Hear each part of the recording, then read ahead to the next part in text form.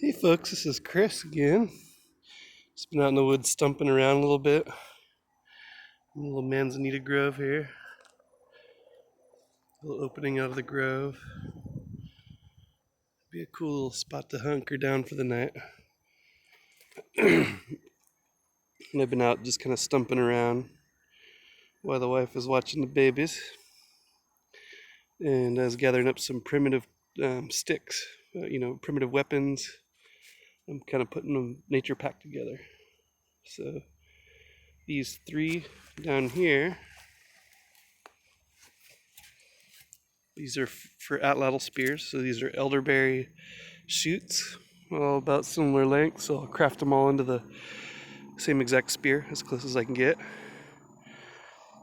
They're probably 5 feet. They'll probably end up 5 foot long by the time they're done. And then next to that, this here is a throwing stick, a straight flying boomerang stick, nice curve to it. So yeah, it's not meant to return, but it's meant to go after rabbit, even somewhat larger game. You can go after a little bit bigger stuff than just rabbits. And then I've got a couple of sticks here. This is actually from the same piece. And this is poison hemlock, but it's hollow. So since it's dried out, I'm not gonna store food in it. But if I did, it would be like rice or something dry. But you can also store tinder building fire building materials, the real small, fine things that are easy to ignite, charred materials. You could probably store arrowhead points or anything you want to keep safe. Maybe anything you want to keep dry. You can use these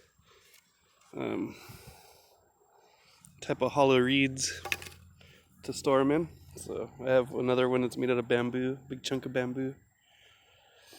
But yeah, they'll stack nice together, and I'll probably roll them up in a skin or a rag or something, and just have a whole bundle of sticks with different things inside of them.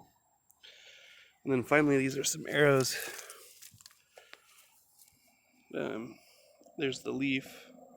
I forget what type of brush this is, but it grows in dense, it grows in the redwood forest, it grows in oak woodland.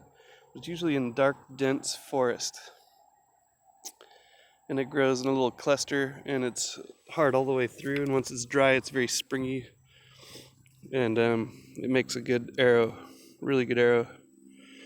So I've made them out of this material as a kid. And I found a couple bushes, and you kind of really got to hunt for long, straight. They have to be thick enough.